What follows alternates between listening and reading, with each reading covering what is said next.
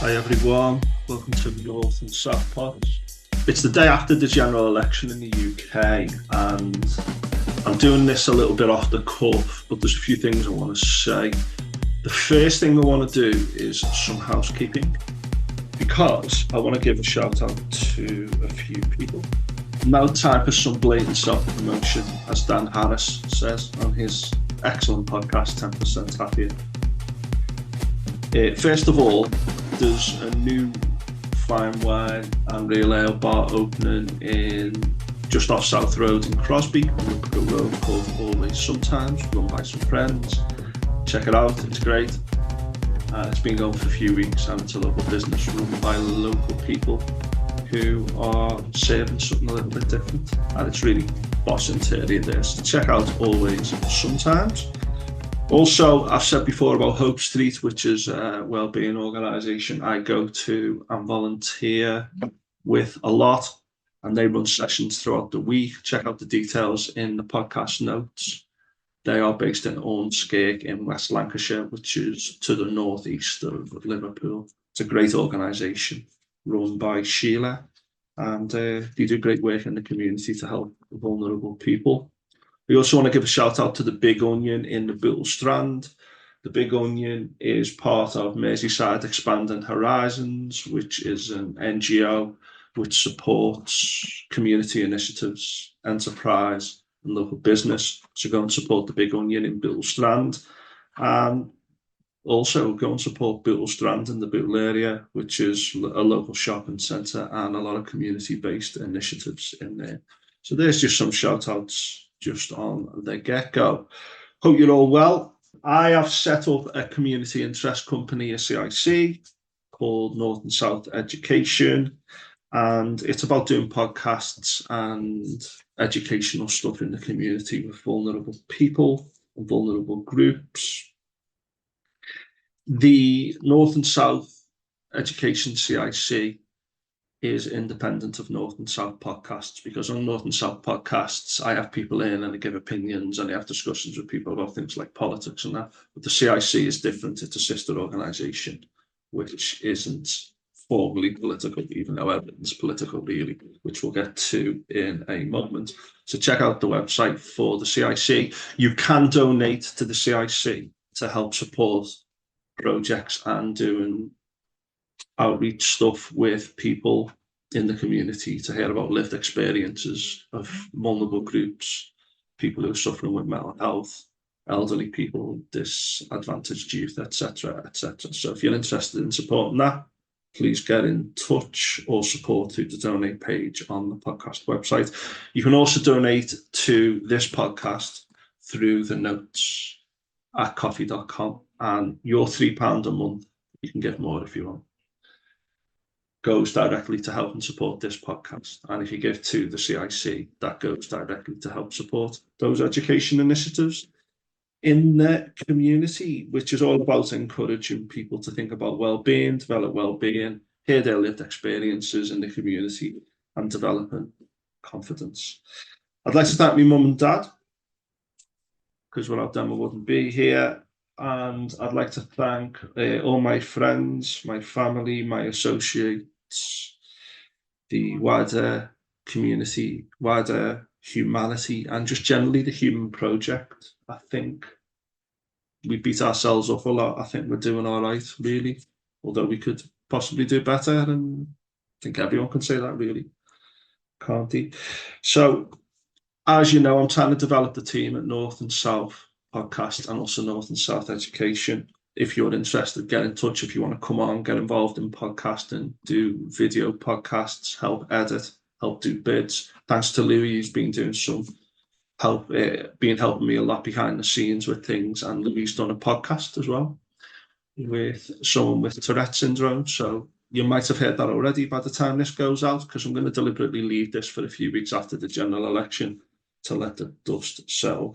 Please do help us out financially if you can, as well as getting involved in any way you can. You can contact us through the normal channels, through Twitter, if you know me directly, and also through the CIC website. Steve Jobs once said, if you want to know who your friends are, open a business and ask them ask people for their help. And I do think that that is a good thing to remember when you know the people who you know are doing things in the community and set up businesses and just trying to make the world a better place. So try and help people out. I know times are hard, which is part of why I am doing this. So if you want to come on to talk about politics, history, community stuff, creativity, overcoming adversity, well-being, please get in touch. Thank you to Louis, as I said, and also Paul, who's been doing some work behind the scenes. He's on this podcast as well. Paul, if you've got experience of video podcasting, as I've just said, or podcasting generally, or just marketing, anything that you can bring to North and South, please get in touch. And please do take a moment to like, share, and subscribe across all channels. The more you share and get involved, the better on YouTube and Spotify. And keep the dream alive. Right, that's all the blame self-promotion done. I'm now going to talk about the general election. So it looks like Labour have got a big landslide in the UK. And I've always been someone who's been coming at things from the left or the centre left. And I know Conservatives, I kind of respect One Nation Conservatives to a degree, but culture warriors and people on the far right, the extreme right, the what I would call that regressive nationalist right, rather than progressive nationalist. Well, I wouldn't say that that's a particular aspect of the right progressive nationalism, but that's another story. I accept that people have different opinions to me, and I also have got concerns about Labour and Starmer and stuff. It's far from perfect, but we have got a chance to put the last 14 years behind us. The problems in this country come from before the Conservative Party of 2010. There's long-term issues, but what's happened since 2010? Austerity, which has shrunk the whole economy and divided people, which in part led to Brexit, which has knocked, even by opinions through the finance community and from economists and think tanks, even on the right, it's going to hit the whole economy by 4%. So everyone's going to be on average 4% worse off as a result of Brexit. And we've had effectively no benefits from that. That's further polarised people. We've then had the Boris Johnson government with all its lies, incompetence, its inability to just deal with real issues that affect people and just use culture wars to try and divide people as much as possible. Then you had Liz Truss, who, as well as adding to incompetence and putting culture wars ahead of all of the things, literally crashed the economy.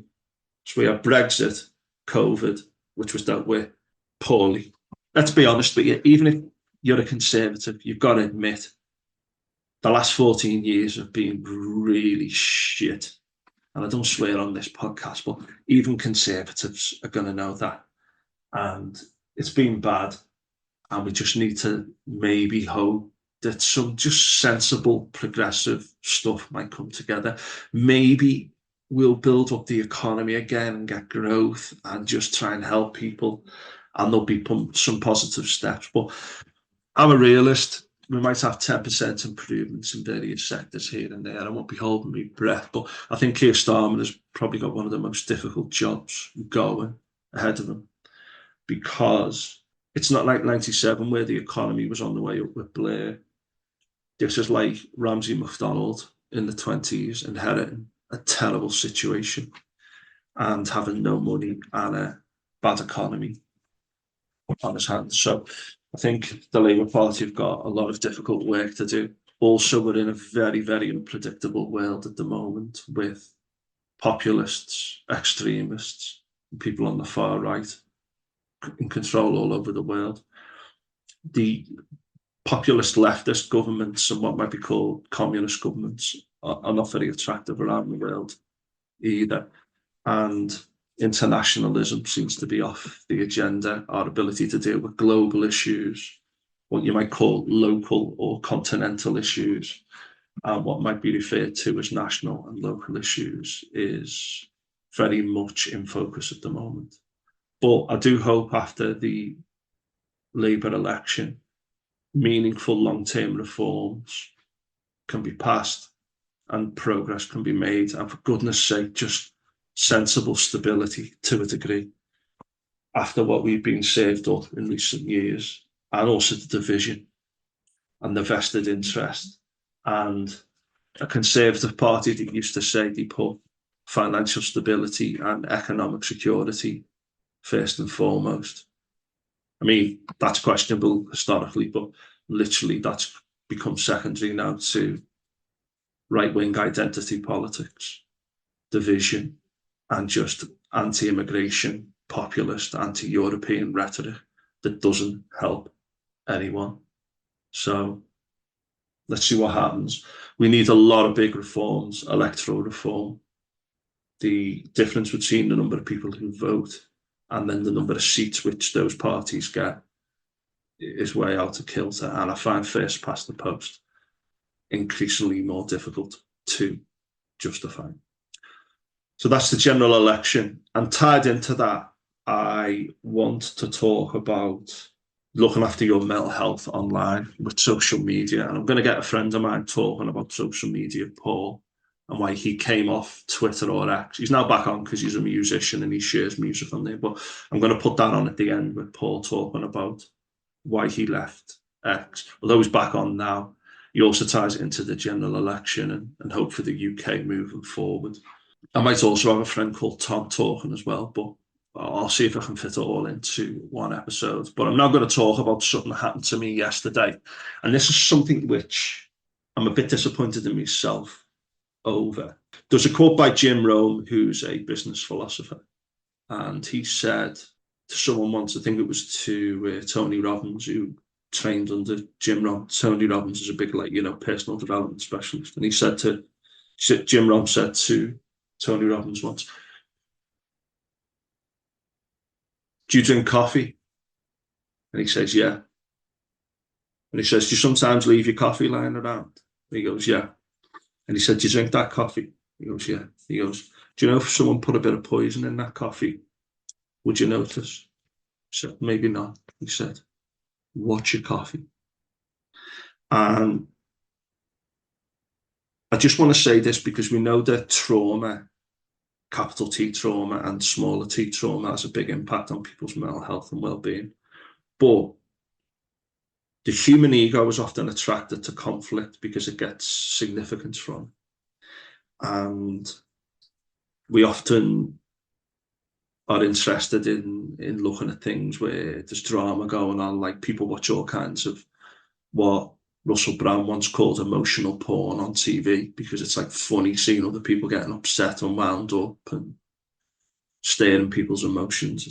What Jim Rohn's saying there is he says you need to know what you're being fed and what you're drinking and what you're taking in. And some of it might be conscious and some of it might be unconscious. I've said before about who are the top 5 people that you spend your life with and are they a positive influence on you? And some of those people might be family members and partners and yourself or aspects of yourself, loved ones, etc. But you need to bear in mind that you need to sometimes radically accept people who do things that you don't like. It might be that they don't even know about it. It may be that there's some people who just are never going to change. It's too late in their lives, or they're emotionally immature in many ways. And that's also part of yourself, your own emotional immaturities and being aware of them. But sometimes you need to just radically accept someone who you love, who's a part of your life who isn't perfect, and go, that part of them, which I'm not happy with, which I see has a negative effect on them as well. Sometimes you just got to accept that and manage it as best you can without getting upset by it to keep those people in your lives who are important to you.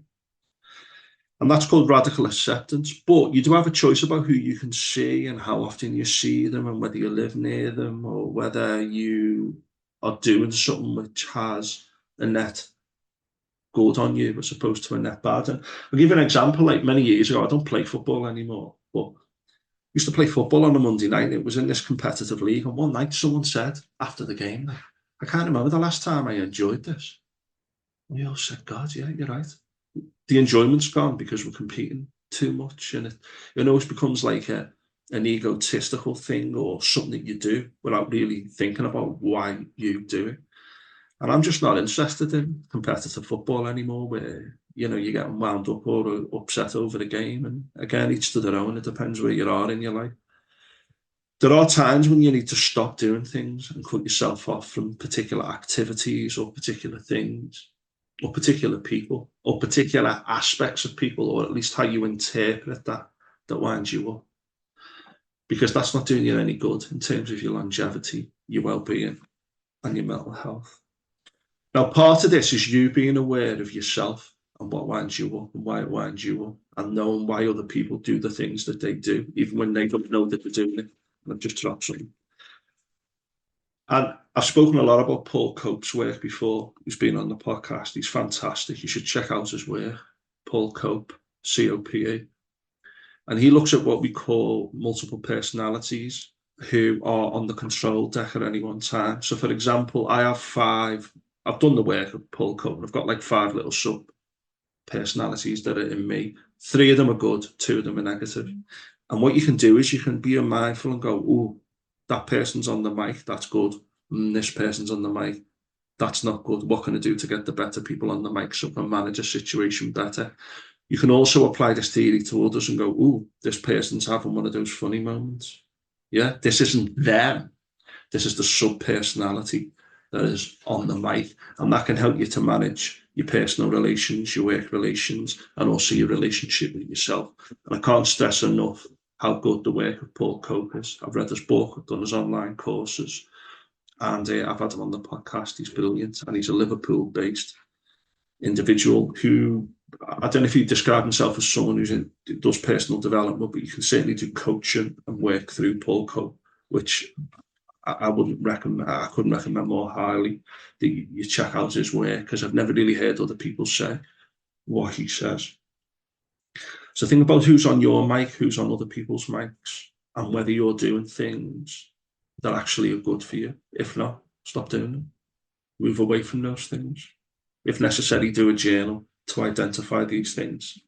Now, the crux of what I'm getting to now is social media, because I've left a lot of groups online. I don't go on Twitter and X. That's the ultimate wind-up egotistical thing. TikTok, I can't even look at that. I think that's designed for kids with short attention spans. They're on that and Snap. I don't know what that's doing to people in the long term, and I don't mess with those kinds of things. But social media, I've left loads of groups on Facebook where there's things being said that are winding people up, and threads and stuff. And sometimes you've got to just say, why am I commenting with someone I've never met and getting really angry? Now, we know that there's people with opinions that we don't like out there. And let's be honest, there's people with mad conspiracy theories and people who are what might be called extreme opinions, far right, far left, or whatever you want to call them. And I don't mix with people on the far right very often, but I sometimes hear opinions from people on the left or the far left, and I just think that is just absolutely disgraceful, what I've just heard. And these people probably had these opinions before social media and before I got involved in like union politics and stuff like that.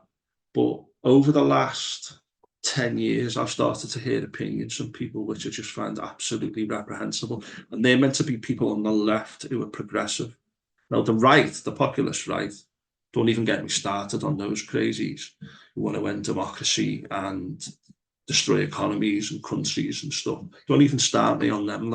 But some of the people on the left, I just say to myself, there are certain people who you can't talk to. They're irrational. And it's the people who maybe you can win round, who maybe you might engage with if it serves your purpose. But it's not your job to change other people's minds and opinions. It's your job to look after yourself and make sure that you're okay. And yeah, you might be able to persuade someone about something or have a good debate with someone if it serves you well and it serves them well, and if you've got the time to do it. But don't be getting involved in ding-dongs with people online. And Paul Dargan will speak about that when you hear him a little bit later in the extra bit. So I've left a lot of social. I do use Twitter and TikTok to share podcasts, but I don't engage with people on those 2 platforms. The stuff on TikTok is just ridiculous. Twitter is like the bad thoughts in your head just on steroids. It's ridiculous. It's everyone's worst person. Now, there's a lot of good stuff on there, don't get me wrong, but you can get involved in a lot of crap on Twitter. And if anything sums up Twitter, it's who currently owns it and the business model that that individual operates, without mentioning any names.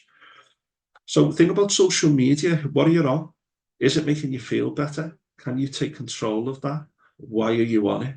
What's going on? Are you addicted to it? Think about those little things. Are you addicted to those dopamine hits and ego boosts, which you get from having a ding dong with someone and trying to get a word in edgeways? And yesterday, I left a WhatsApp group, which I was on because I was helping a friend out. And someone gave a comment which was transphobic. This is a lefty, someone on the left, which was transphobic, said that sexuality shouldn't be taught in schools. I'm an ex-teacher, don't get me started on those comments, what that person said. And then launched into not even an anti-Ukraine opinion, whatever that means, but a completely pro-Putin opinion. And this is someone coming from the left. And the arguments that this person gave, I've seen them all before and I've heard them all before. And I was absolutely disgusted. But what happened is, instead of just ignoring it or leaving the group, I challenged this person twice, used some bad words, and then left the group. And I thought afterwards, I was raging for about 2 hours afterwards. I thought to myself, what should I have done there? And I thought about what I should have done afterwards, because what happened is the angry me was on the mic, the Paul Cope says, and the angry me, the ego takes over and you want to get the last word and you want to say what you want to say. And you think, how can other people have these ridiculous opinions, even if they might be objectively extreme opinions or silly opinions or whatever, that aren't backed up by the majority of facts? And instead, I got into this ding dong with this person. And I should have just said a little bit maybe and said, okay, I'm not going to take this any further. If necessary, leave the group and just ignore the person. How they feel, their opinion, that's their problem. What power have they really got to change the world as an individual? What does me feeling bad about it achieve? I should have done that. But instead, I got quite aggressive, quite defensive, got really wound up, told this person to F off and dropped a few other things in and left the group, and then was raging for 2 hours, raging. After I calmed down, I thought, what was all that about? So if you're on social media or on a thread or a group or whatever where things like that happen, get off them and then train yourself so that if you do get an opinion or read something that triggers you, and by trigger, like, people can have their own opinions, but if someone says something like hate speech, like transphobic comments or whatever, or that like Ukraine deserved to be invaded because NATO effectively caused Putin's, nothing to do with Putin, it's all NATO, all this stuff that some people on the left are saying. And this person on the far left, he sounded exactly like something that Marjorie Taylor Greene would say in the United States. So you've got people on the far right and the far left parroting the same opinions. That like Ukraine's run by fascists, that we shouldn't teach about LGBT issues in schools. Absolutely crazy.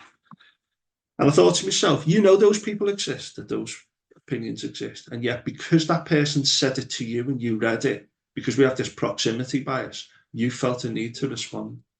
And I'd like to think I'd do it better next time. And I took action and I left that group.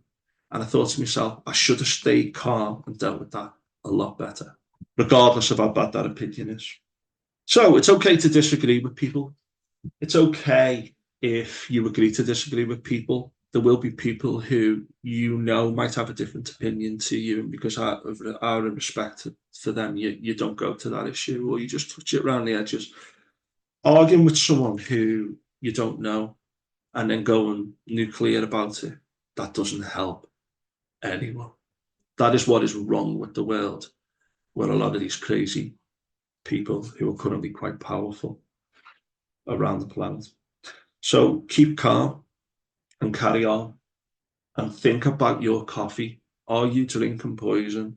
Are you doing things? Are you voluntarily doing things or putting yourself in situations on social media or anywhere else that leads to bad outcomes for yourself? Put yourself first and look after your mental health. Right, that's enough from me for today. So, general election, let's see what happens. Take responsibility for your lives, be kind to people, and let's see if we can do our job today about being a better person. I'd like to think I'm better because of what happened yesterday. What else could you do? Morning, mate. Coming off any social media where you have almost unsolicited messages from anyone, unless you got your accounts on any social media private, I would say it's exposed to anything at all, regardless of whether it's these sex bots on Twitter, accounts that just pop up and I just instantly block them. Whereas, it's just an account that follows you or likes a tweet or something like that. And I would instantly like block them. So just like the stress or annoyance of that for one, you're not forced to engage with anybody else either. You could block or mute or, choose to ignore any comments which you don't feel are, conducive to a positive experience on social media, for example. So, you can take any person can take a, responsibility for engaging with trolls or whoever it may be. It may just be someone you disagree with, in any course of life, with a walk of life, whether it's football, politics, religion, usually aren't they the three things, common decency, humanity, whatever. But it's also usually not very productive, is it? If I've got a music account and I use it as a personal account, I don't go on there just to promote music, just to speak to other producers, musicians, blah, blah, blah, anything like that. I just use it as a personal account. So I do open myself up to, for example, my cousin would say to me, your music isn't about what your belief system is or anything, in any way, shape, or form. You're basically just trying to earn fans, following, whatever. But I'm honest, I don't care whether people like my politics or anything like that. It's more the fact that, I'm trying to, show what a decent human being I am. We're all kind of, I care about things. And when that not goes against me, but other people, who just aren't bothered about that and they're more bothered about the politics of hate, for example, then I'm wasting time. It's not being productive. So I would say going on to, doom scrolling, as people will call it. And I don't like going onto Twitter. Twitter's awful. I only like engaging with other people whose numbers I don't have, who I don't see in real life, and I do have good conversations with. But the downside of things is, like, say I want to make sure I do something productive. So say I want to get involved, I want to do more with me music, or I even want to help other people, or I want to write, or whatever it is. Going on Twitter is not going to be productive for that, really. So I would say I came off mostly to take that free up time, basically, instead of going on to social media and to say, blah, blah, blah, blah, blah. Because what's that doing for me? You've only got idiots like Lawrence Fox and Joey Barton and people like that who are considerably right wing and who are earning money from it. So anytime there's interaction with people's accounts and things like that, they earn money from stuff.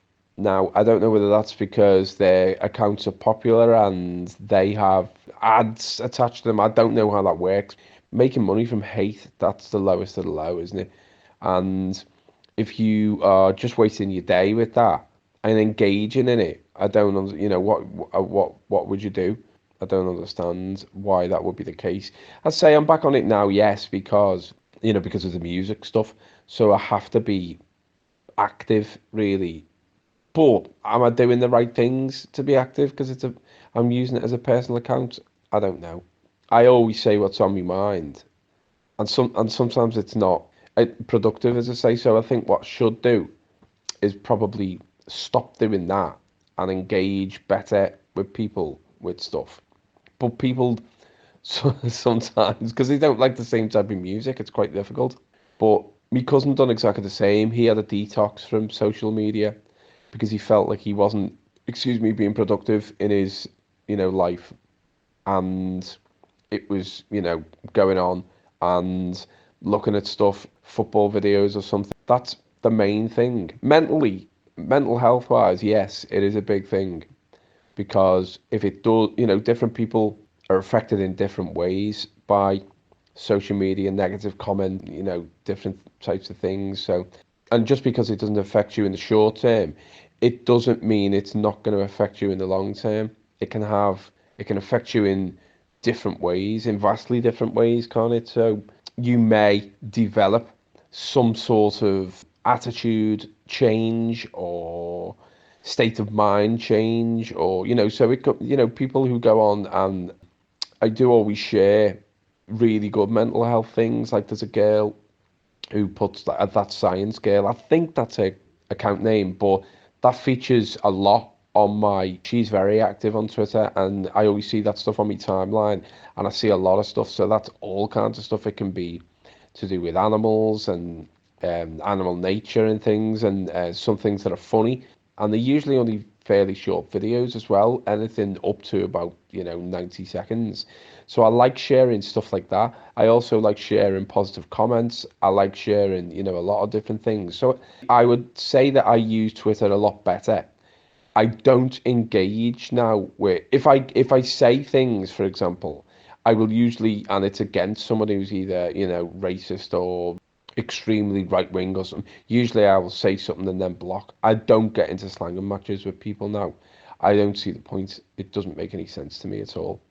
But usually I will also retweet that with a quote so other people can see, how nasty they are and stuff.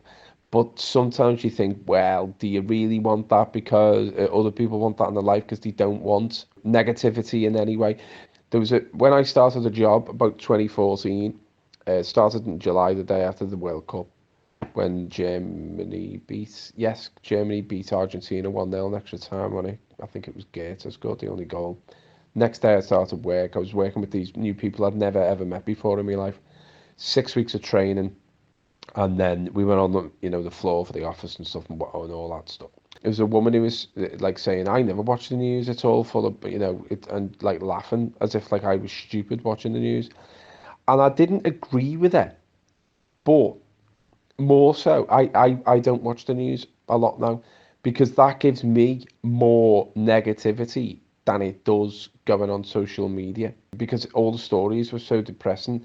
Now, I'm hoping with regards to the state of the election last night, and because it was such an overwhelming landslide, it makes me feel a bit more humanity. Yes, I don't agree totally with Starmer and his, almost centre right politics.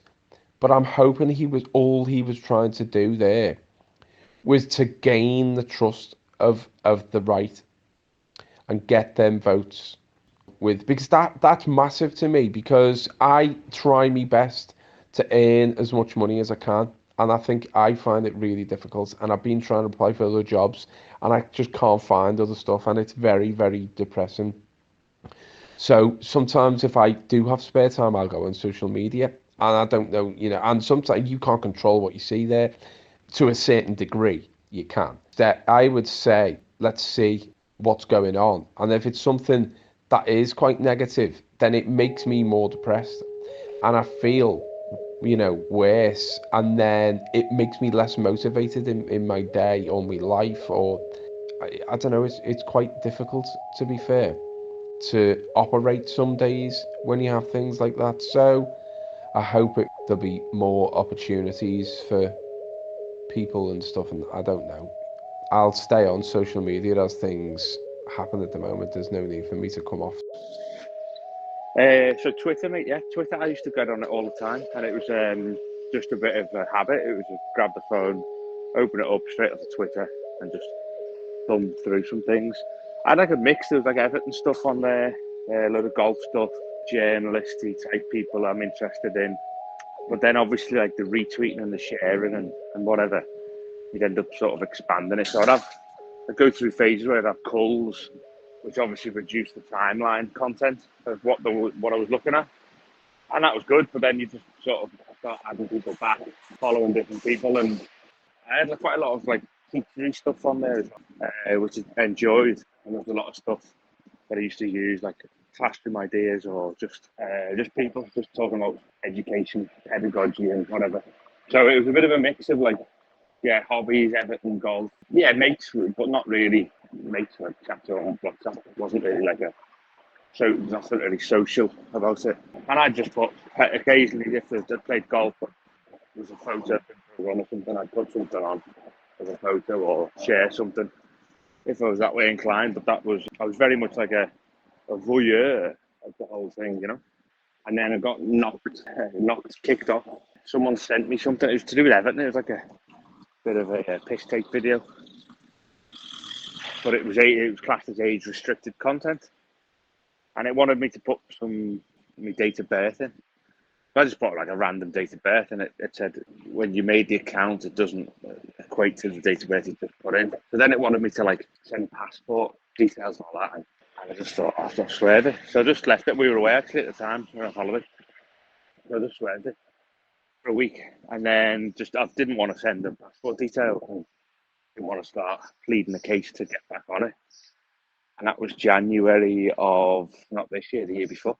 So like 18 months. And the difference was massive, mate. Just sleeping, I say, because you'd go to bed with it, be lying there and you'd sort of scroll through, get into a bit of a malaise, and then just sort of turn off, set the alarm, and go to sleep.